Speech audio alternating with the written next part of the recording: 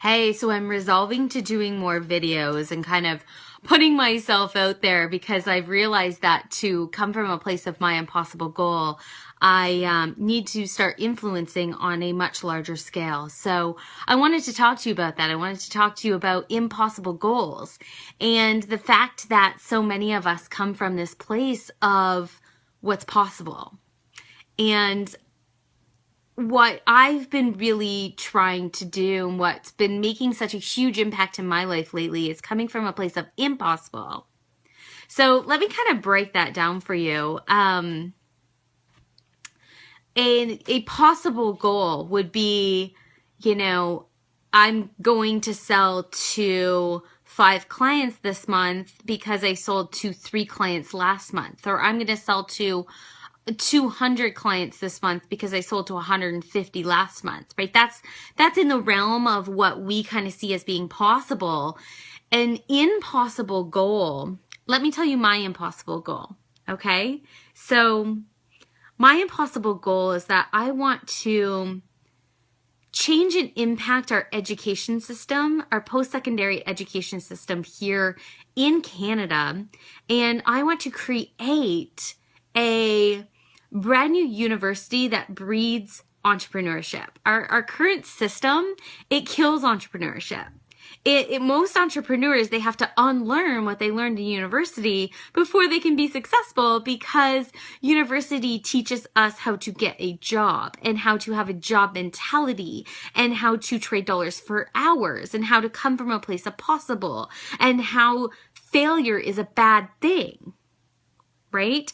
In entrepreneurship, failure is a great thing, and we need to learn to take it in strides and how to analyze it and how to use it to leverage us forward. So I want to create a school, a university in particular, because I always say I would love to return to my 20-year-old self, right? My 20-year-old self, she was pretty badass. She was somebody who wanted to make a change in her working life and applied to the same job 109 times, even though she kept getting told there's no way in hell. And on that 109th time, guess what happened? I got that job, right? So I wish that I could go back to that place of I was this person who knew that I could do anything that I wanted to, and I came from a place of yes, and I came from a place of possibility, and I came from a place of nothing was impossible. And so I want to get to youth before they go through our system and before they come out the other end and it kind of spit out with these expectations of, well, I need to go get a job and start my family and be able to just pay the bills and be able to pay off these massive crippling student loans and all of the things that happen that keep people stuck. The rate of entrepreneurship in youth is decreasing every year. And the crazy part about that is that entrepreneurship is the base of our freaking country, right? Like entrepreneurship creates jobs. In a school like this, you would have a job placement rate. They always talk about job placement rates, right? You would have a job placement rate of 100% because you're creating your own job, right? You're not going out and searching and facing all of this crazy rejection because you're being told that you're overeducated and underexperienced, right? And your professors told you all the way through that you should accept no less than $80,000 a year or $100,000 a year with your education. And yet you've never worked a day in the field in your life. I've got so many friends in this situation, never worked a day in your life. And so you have to apply to an entry-level job because the jobs that pay what you're qualified to do won't take you without experience. And the entry-level jobs, they tell you, well, you're too educated. And so we don't want to take you because you're just going to leave for something better when it comes up. And especially millennials, we're really getting stuck in this conundrum.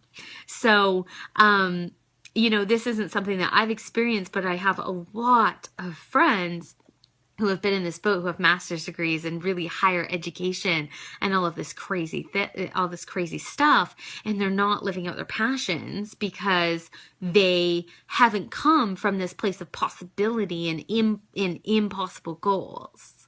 right? They've been trained in a certain way.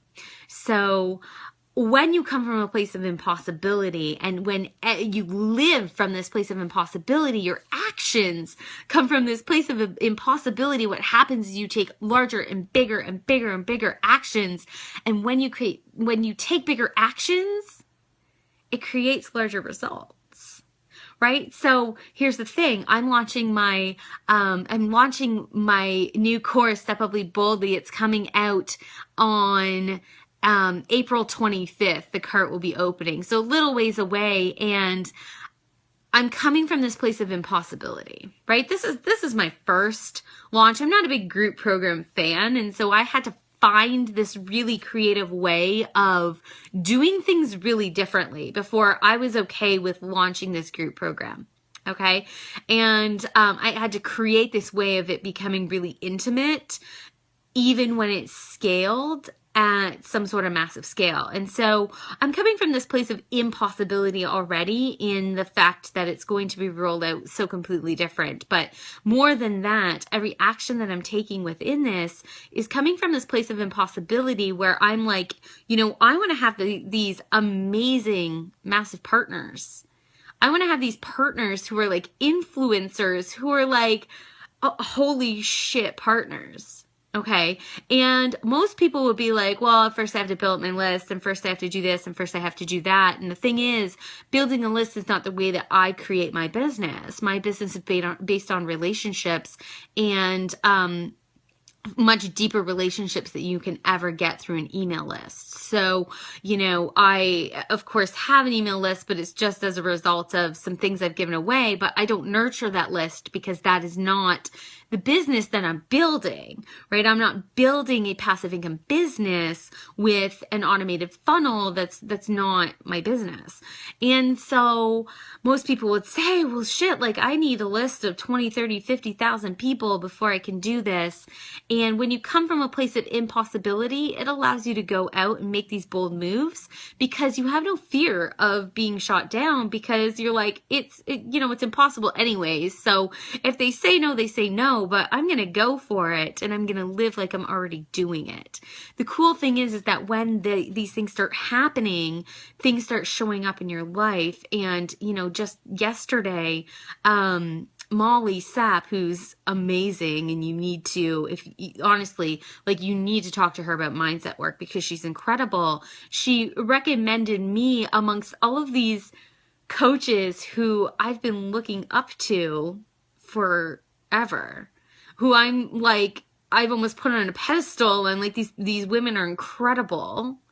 And they've done these crazy massive things with their business. And the funny thing is that I have too, but I've done it differently, right? Like I do my business based on invitation or referral, and I have a lot of phone conversations. And it's only recently that I've started to become visible because of the fact that I'm launching this program. But, and I've been just talking a lot about that over the last 2 weeks. But really before that, it was, I built my one-on-one practice through conversations and client creation and all of these really cool things that I teach. And so I'll talk to you more about that later in a different video, but I just really wanted to talk to you about these impossible goals and how you can come from this place, and how it's a really, really exciting place to come from. So I'll leave you with that, and I will just encourage you to think about what is your impossible goal, and think to yourself, is this really impossible? Like, does this really feel impossible? And if it doesn't really feel impossible, if you're like, well, yeah, I'm pretty sure I can do this, then go bigger. What's the next step? And what's the next step? And what's the next step?